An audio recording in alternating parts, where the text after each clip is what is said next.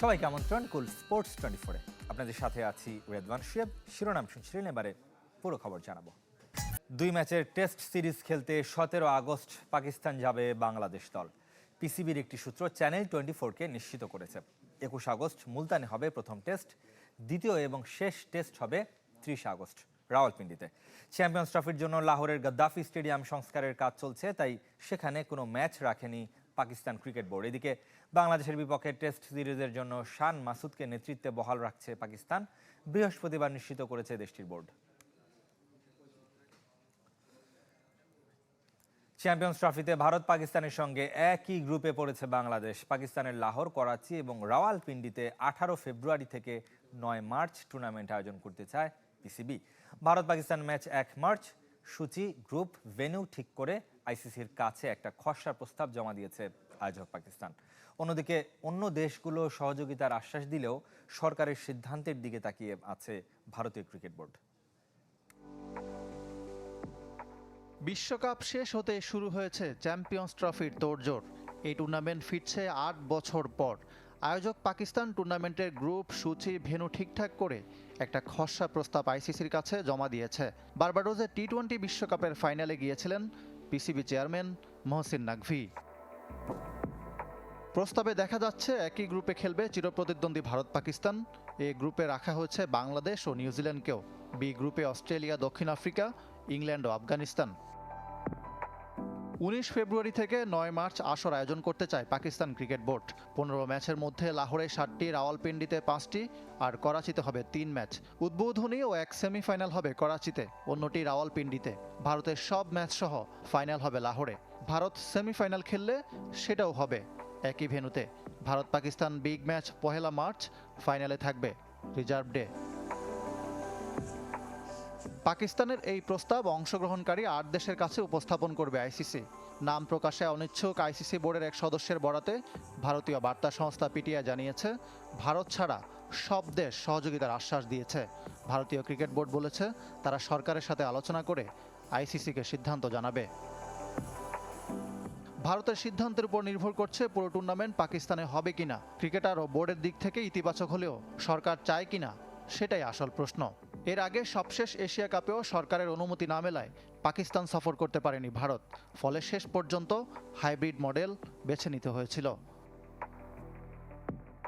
1.5 দশকের বেশি সময় ধরে পাকিস্তান সফর করে না ভারত। দ্বিপাক্ষিক সিরিজ না খেলায় আইসিসি ইভেন্টই এখন ভরসা। 2017 সালে সবশেষ চ্যাম্পিয়ন্স ট্রফিতে ভারতকে হারিয়ে চ্যাম্পিয়ন হয়েছিল পাকিস্তান। ইকরাম হোসাইন, চ্যানেল 24। বীরের বেশে দেশে ফিরেছে টি-20 বিশ্বকাপ জয়ী টিম ইন্ডিয়া। দীর্ঘ অপেক্ষা শেষে সকালে দিল্লিতে পৌঁছায় চ্যাম্পিয়নদের বহনকারী চার্টার্ড বিমান। ম্যান ইন ব্লুদের স্বাগত জানাতে ঢল নামে মানুষের। প্রধানমন্ত্রীর হাতে শিরোপা তুলে দেন অধিনায়ক রোহিত শর্মা। চ্যাম্পিয়ন বরণে প্রস্তুত মুম্বাইও। সেখানেই ছাদ খোলা বাসে প্যারেড চলছে এই মুহূর্তে। রাতভর অপেক্ষা, বিমানবন্দরে সমর্থকদের আর বিমানে ক্রিকেটারদের। প্রায় 15,000 ফিট ওপরে আরও একবার উৎসবে মাতোয়ারা রোহিত শর্মা, হার্দিক পান্ডিয়ারা। কোনোভাবেই যেন ট্রফিটা হাতছাড়া করতে চাইছে না কেউ। বার্বাডোস থেকে দিল্লি দীর্ঘ 16 ঘন্টার যাত্রা। ক্রিকেটারদের সাথে দেশে ফিরেছেন ভারতীয় সাংবাদিকরাও। হারিকেন বেরিলের কারণে কয়েক দফা দেরি হলেও শেষ পর্যন্ত বাংলাদেশ সময় বুধবার দুপুর 2:30টায় এয়ার ইন্ডিয়ার চার্টার ফ্লাইট ব্রিজটাউন ছেড়েছিল। এত লম্বা সফরের পরও ক্লান্তি ভর করেনি যেন। ইন্দিরা গান্ধী বিমানবন্দরে হাজারো মানুষের ঢল। বিরাট কোহলি, জাসপ্রীত বুমরাদের এক পলক দেখার জন্য উদ্গ্রীব ভারতীয়রা।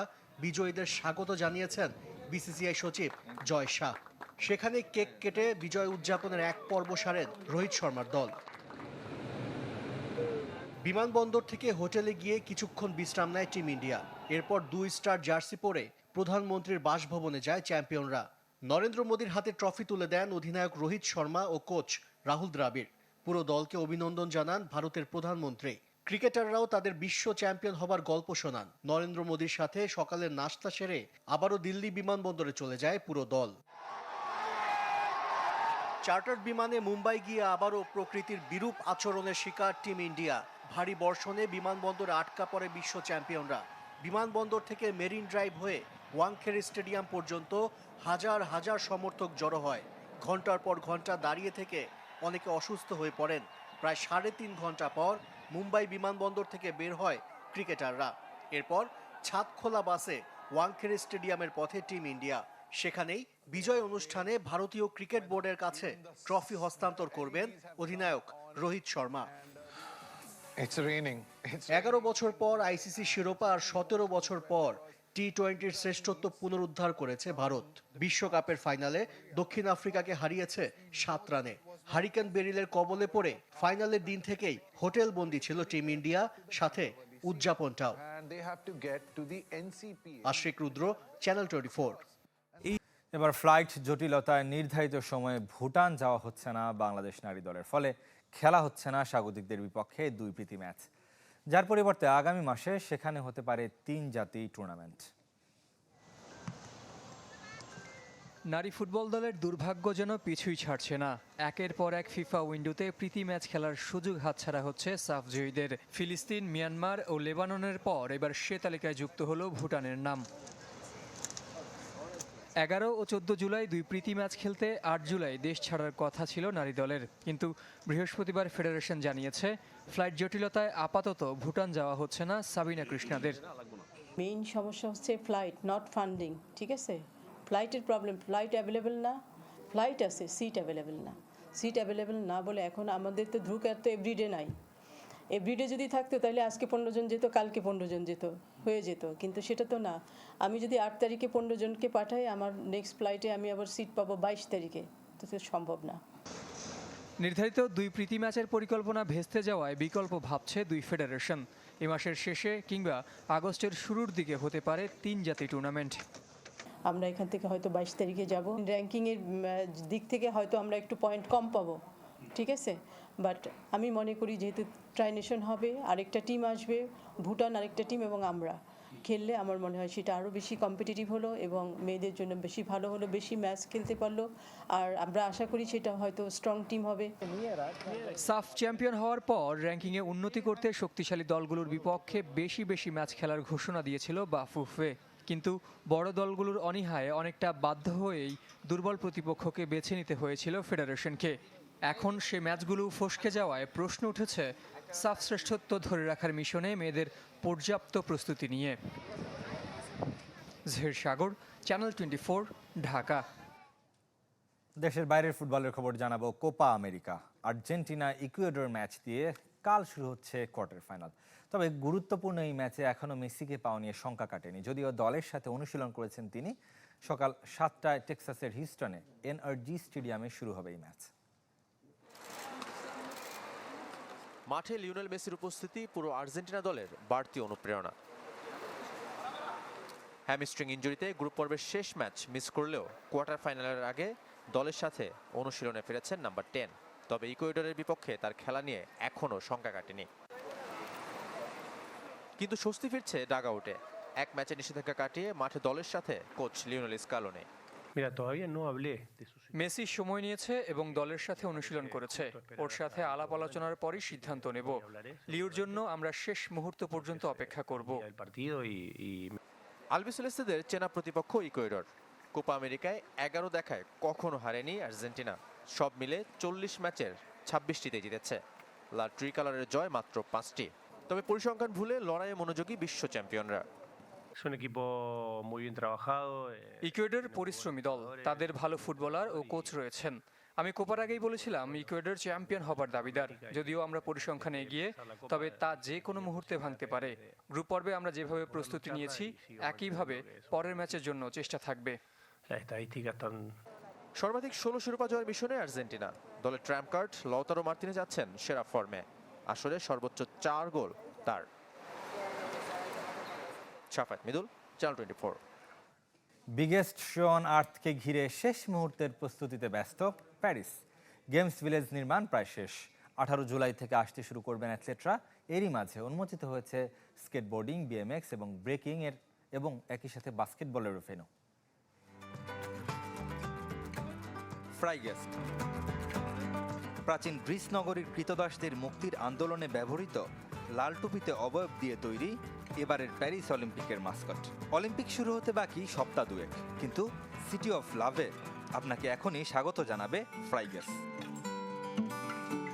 বিগেস্ট শো অন আর্থকে ঘিরে প্রস্তুতির শেষ পর্যায়ে প্যারিস। অলিম্পিক আর প্যারালিম্পিক দু দফায় প্রায় 20,000 অ্যাথলেটকে স্বাগত জানাতে সাঁ দেনিতে তৈরি হচ্ছে গেমস ভিলেজ। আধুনিক সব সুযোগ সুবিধার সাথে, যেখানে অ্যাথলেটদের বিনোদনের ব্যবস্থাও থাকছে। তবে মজার ব্যাপার হলো, বৈশ্বিক উষ্ণতা রোধ আর পরিবেশ দূষণ কমাতে ভিলেজে শীতাতপ নিয়ন্ত্রণের ব্যবস্থা রাখেনি আয়োজকরা। থাকছে thermal cooling system. C'est un moment absolument exceptionnel. আমরা দারুণ মুহূর্তের জন্য অপেক্ষায় আছি। 18 জুলাই থেকে ডেলিগেটরা আসতে শুরু করবেন। আশা করি তারা আমাদের আতিথেয়তায় মুগ্ধ হবেন। প্রয়োজনের চেয়েও অতিরিক্ত জায়গা রাখা হয়েছে ভিলেজে। অ্যাথলেটরা যেন ইভেন্টের বাইরেও ভালো সময় কাটাতে পারেন, তার ব্যবস্থাও রাখা হয়েছে। De durabilité, c'est aussi un skateboarding street এবং park, BMX freestyle, breaking এবং বাস্কেটবল 3x3 এর জন্য আইফেল টাওয়ার, লুভর মিউজিয়াম আর ফ্রেঞ্চ ন্যাশনাল অ্যাসেম্বলি সংলগ্ন স্থানে তৈরি হচ্ছে অস্থায়ী কাঠামো। মহড়ার পর উদ্বোধন হয়েছে 4 ডিসিপ্লিনের ভেন্যু। প্রথমবারের মতো ব্রেক ড্যান্সিং ডিসিপ্লিন যুক্ত হচ্ছে প্যারিস অলিম্পিকে। তবে এর পরিবর্তিত নাম শুধুই ব্রেকিং। রেদওয়ান শুয়েব, চ্যানেল 24। আবারও ফুটবলের খবর। এরিক টেন হাগের উপরই ভরসা রাখছে ম্যানিউ। সমালোচনার মাঝেও তার সাথে চুক্তির মেয়াদ বাড়িয়েছে রেড ডেভিলস। 1 বছর বেড়ে 2026 সাল পর্যন্ত ম্যানিউয়ের ডাগআউট সামলাবেন ডাচ ট্যাকটিশিয়ান। 3 বছরের চুক্তিতে 2022 সালে আয়াক্স থেকে ম্যানিউতে যোগ দেন তিনি। এরপর 2 মৌসুমে 2 ট্রফি উপহার দিয়েছেন রেড ডেভিলদের। তবে শেষ মৌসুমে প্রিমিয়ার লিগ শেষ করেছেন 8 থেকে। এতেই গুঞ্জন উঠেছিল চাকরি হারাচ্ছেন এরিক। তবে ক্লাবের দায়িত্ব নিয়ে স্যার জিম র্যাডক্লিফ তার উপরই ভরসা রাখছেন। কুল স্পোর্টস 24-এ আরও একটা বিরতির সময় হলো।